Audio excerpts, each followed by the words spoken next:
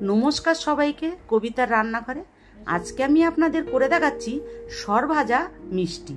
সামান্য কিছু উপকরণ দিয়ে বাড়িতেই আপনারা এই মিষ্টিটি তৈরি করে নিতে পারবেন। চলুন তাহলে দেখে নিন মিষ্টি তৈরি করার পদ্ধতিটি।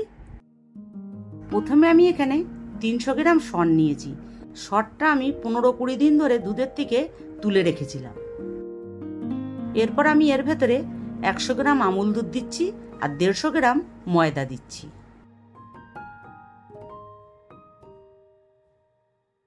সামান্য লবণ দিচ্ছি আর ছোট চামচের 1 চামচ বেকিং পাউডার দিচ্ছি আর 1 চামচ ঘি দিয়ে এটা আমি ভালো করে মেখে নেব।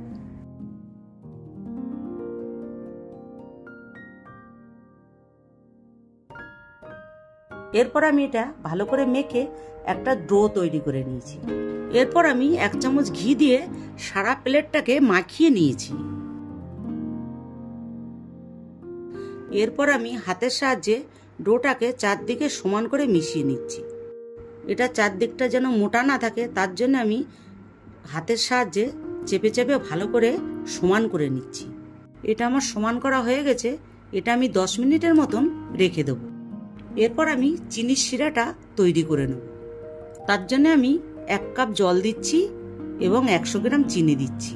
একটু পাতিলেবুর রস দিচ্ছি আর কালারের জন্য কেশর দিচ্ছি। চিনির শিরাটা আমার তৈরি হয়ে গেছে। চিনির শিরাটা ঠিক এরকম পাতলাই হবে। আমি চাপা দিয়ে রাখছি।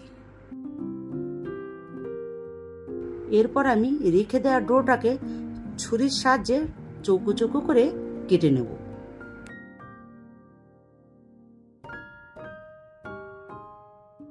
এটা আমার কাটা হয়ে গেছে।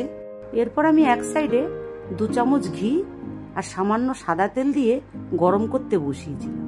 এটা আমার গরম হয়ে গেছে। এরপর আমি কেটে রাখা পিসগুলি একটা একটা করে দিয়ে দিচ্ছি। এখানে ঘিয়ের পরিমাণটা বেশি করে দিয়ে ভাজলে খেতে খুব ভালো হয়। এবার এটা আমি ভালো করে ভেজে নেব। একটা পিঠ আমার ভাজা হয়ে গেছে। আমি আর একটা পিঠ উল্টে দিচ্ছি।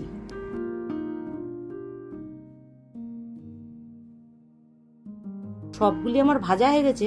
দেখুন, আপনারা ঠিক এইরকম ভাবেই ভাজবেন। এরপর আমি একটা একটা করে নিয়ে চিনির শিরাতে দিয়ে দিচ্ছি। চিনির শিরাতে দিয়ে আধ ঘন্টার মতন চাপা দিয়ে রেখে দেব।